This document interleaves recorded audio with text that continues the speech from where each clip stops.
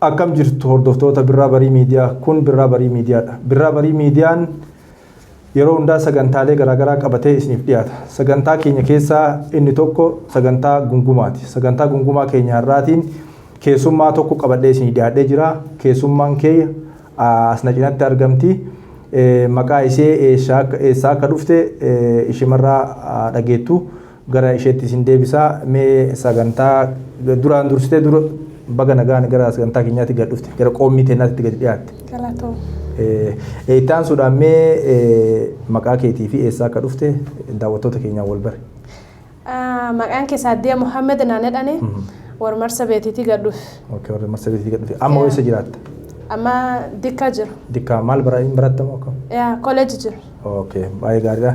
Tole daawwattoota keenyaa akkuma argitan Saadiyaa Muhammed jedhamti kan dhuftee Marsabeetirraa jechuudha. Kaawuntii Marsabeet barattuu kolleejiitii asii Dikkaattiin baratti.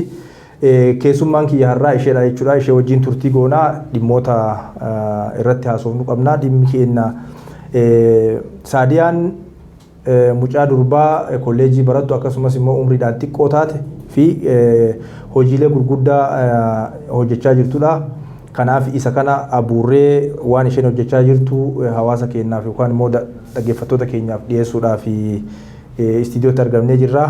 Kanaaf mee gara gaafii keenyaatti yeroo dabarru mee Saadiyaa yeroo ammaa kanatti buukii qopheessaa akka jirtu yookaan immoo kitaaba qopheessaa akka jirtu odeeffannoo qabna. Mee kitaabni kee sun maalirra jira yookaan immoo akkami kitaabni sun maalirratti xiyyeeffata? Kitaabni waan Marsabeetii dubbata. Bultumnamaa finnu Marsabeeti. Waan aadaa wayii waanuma kanarra dubbata. Haala jiruuf jireenya hawaasaa jechuudha. Hawaasa Marsabeet akkasumas Oromoo Booranaa kaaba keenyaa keessatti argamanii waa'ee sana dubbata jechuudha. Haala jiruuf jireenya isaanii akkasumas aadaalee of keessaa qaba jechuudha. Tole mee kitaabni sun yeroo ammaa kana sadarkaa maaliirra jira? Akkamitti qophaa'ee jira moo ganaa laawunchii yookaan immoo eebbisuu deemta moo akkam haalli isaa? Kitaabni qophaa'ee jira. Eebbisuu qaba. Looncheedhaan warri keenya. Kitaabni kun amma mana maxxansaa jira moo qophaa'ee loonchuudhaaf yookaan immoo eebbisuudhaaf qophaa'ee jira? Kitaabni baaduu mana maxxansaa jira. Mana maxxansaa jira. Tole kabajamtoota dhaggeeffattoota keenyaa akkuma Saadiyaa irra dhageettan Saadiyaan xiqqoo loqoda Booranaatii fi xiqqoo haasofni wal hubannaa rakkoon haa jiraatu malee wanti isin ibsachuu barbaadde yeroo ammaatitti kitaaba afaan Oromoo kan haala jiruuf jireenya uummata Oromoo Booranaa kaaba keenyaa keessa Ayisiyooloo Marsabeet akkasumas kaawuntii Marsabeet keessa jiraatan irratti xiyyeeffatu haala jiruuf jireenya hawaasaa jechuudha. Akkasumas aadaa wantoota garaagaraa irratti kan xiyyeeffate kitaaba qopheessitee jirti. Kitaabni kun immoo yeroo ammaatitti akka mana kitaabaa jiru yookaan immoo mana maxxansaa jiru isheerraa odeeffannee jirra. Mee Saadiyaa kitaabni kan kee yeroo ammaa kana mana maxxansaa akka jiru nutti himtee mee duusa osoo gara mana maxxansaatii fi haala yookaan immoo mallaqa ittiin waan sana maxxansaniitti osoo hin deemin kitaabni kun afaan kamiin qophaa'e? Afaan Ingiliishiitiin qophaa'e. Ingiliffataani? Afaan Ingiliffaatiin qophaa'e jechuudha. Afaan Ingiliffaatiin qophaa'e jechuudha kitaabichi. Kanaaf kitaabichi afaan Ingiliffaatiin qophaa'e maaliifi Keenyaa keessatti keessawuu kaawuntiiwwan Oromoo Booranaa kaaba keenyaatti argaman baay'een isaanii afaan kitaaboleen jechuun afaan Oromoo akka nuti qubeedhaan barannu yookaan immoo qubee afaan Oromootiin barannu kana sirni barnootaa sun as keessatti jiru sirna barnootaa keenyaa keessa waan hin jirreef afaanuma Ingiliffaatiin baratanis akkasumas afaan Ingiliffaatiinis kitaaba qortee jirti. Haa ta'u malee kitaabni kun caalatti kan xiyyeeffatu haala jiruuf jireenya uummata keenya Booranaa naannoo Marsabeet keessa jiraanii yookaan immoo kaaba keenyaa keessa jiraatan hunda kan of keessatti hammatedha. Kanaaf kitaabni kun umrii kanatti jechuudha mucayyoon dubaraa kolleejii barattu yookaan immoo soomaa jirtu yaalii kitaaba qopheessuu yookaan immoo haala jiruuf jireenya uummata ishee dhimmamtee akkasitti qopheessuun waan jajjabeeffamuu qabu waan cinaa ijjuu qabnu. Mee Saadiyaa kitaabni kan kee yeroo ammaa kana mana maxxansaa akka jiru natti himte. Haala kitaaba maxxansaa sanirratti akkami humna keetiin maxxansuu jirta moo namatu si gargaareeti moo ispoonsara argattee moo akkamitti maxxansuu jirta? Ispoonsara hin arganne. Ijoolumni walii soomu. Alaafuu faamilii Bira fiixa. Mala ispoonsaan qabu. Ispoonsaan qabdu jechuudha.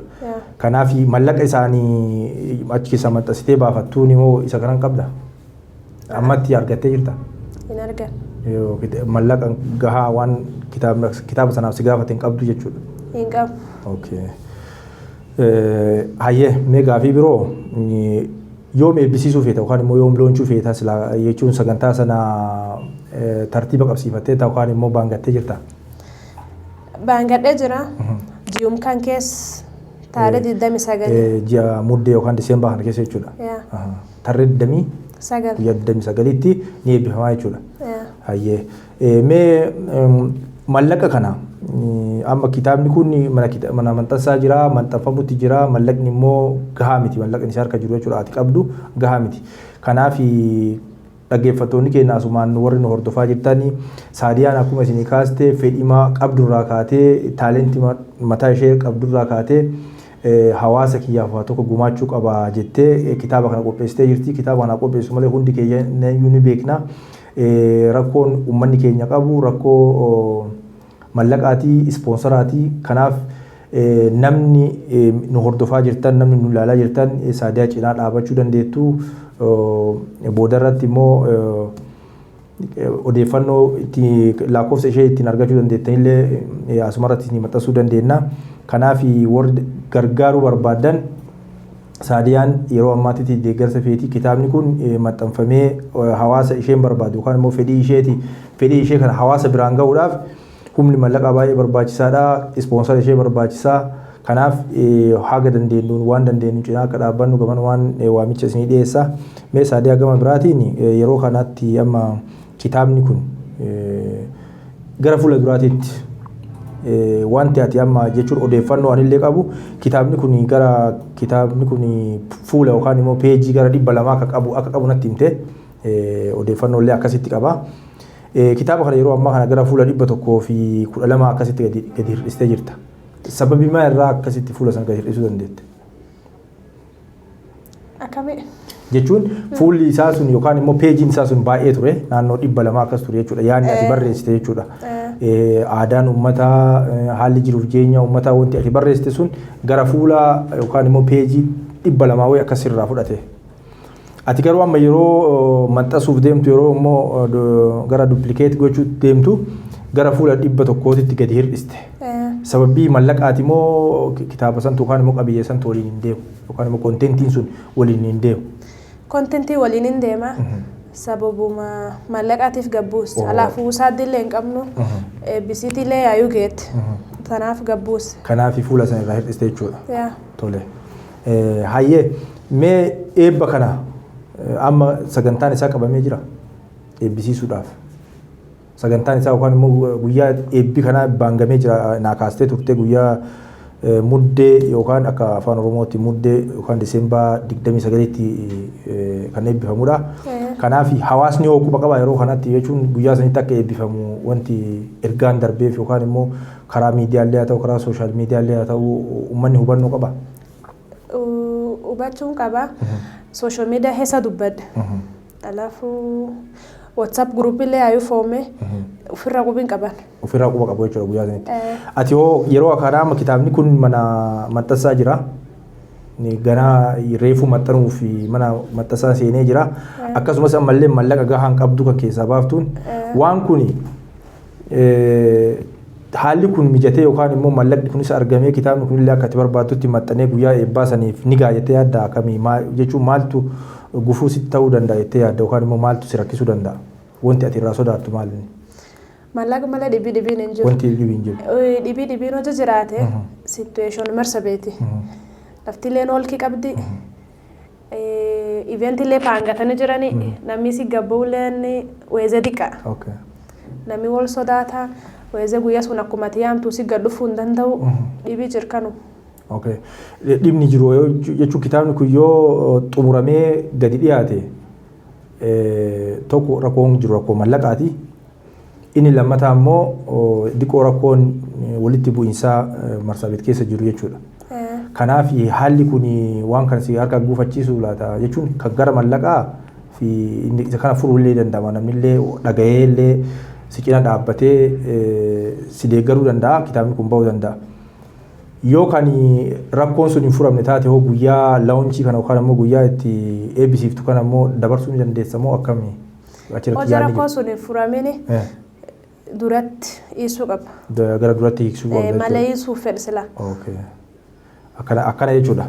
Tole dhaggeeffattoota keenya dhaggeeffattoota Birraa Barii Miidiyaa kun sagantaa gungumaati. Sagantaa gungumaa keenya har'aatiin akkuma nu hordofaa turtan Saadiyaa Muhammad jedhamtii barattuu kolleejjii akkasumas kan kitaaba The North jedhu yookaan immoo maaliif uummata kaaba keenyaa keessa jiraatu jechuudha akkas jechuudha. Waa'ee isaanii irratti xiyyeeffatu akkasumas aadaa fi seenaa uummata kanaa haala jiruuf jireenya isaanii qabatu kitaaba bareeda isaa afaan Ingiliffaatiin qopheessitee jirti. Kanaaf sagantaa keenya guyyaa har'aatiin keessummaa goonee isinii dhiyeessinee jirra. Dhumarratti Saadiyaan dhaamsa hoo qabaatte uummatatti wanti isin dhaamattoo jiraatte akkasumas nullee akka miidiyaatitti wanti nutti dhaamattoo jiraatte carraa dhumaa sii kenna. Mee ergaa kee dabarfadhu. Galatoomeedha.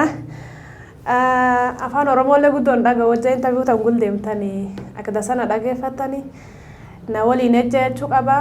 Guyyaa sun na dhiyaadha. Eventii na dhiyaadha. Support mingi fedha. Na supporta saniinedha. Kan dhibiin nam gabbawuu jira hakiya. Awuda taanaan, musician taanaan nam talentu fiitiin gabbaafate. Supporta jechuu qaba. Tole galatoomi Saadiyaa akkuma isheen isin kaaste Saadiyaan yeroo ammaatti deeggarsa barbaaddii Marsaabeet keessatti loonchii yookaan immoo eebbisiisuu barbaaddii achirraa illee kanaaf as Naayiroobii keessatti illee sagantaa qabdi. Kanaaf hordoftoonni keenya nu hordofaa jirtan akkasumas karaa feesbuukiitiif karaa yuutuubii chaanaalii keenyaatiin nu hordofaa jirtan sagantaa ishee gara fuulduraatti as Naayiroobiitti illee qophaa'uu irratti illee dammaqinaan hirmaannee ishee cinaa dhaabbannee jajjabeessuu akka qabnu gamanumaan dhaamsa isinii dabarsaa. Sagantaa keenya har'aa kanumaan xumurraa istiidiyoo keenyatti argamtee yaada kana nu kennuudhaaf Saadiyaa hedduus galateeffannaa. Galatoom.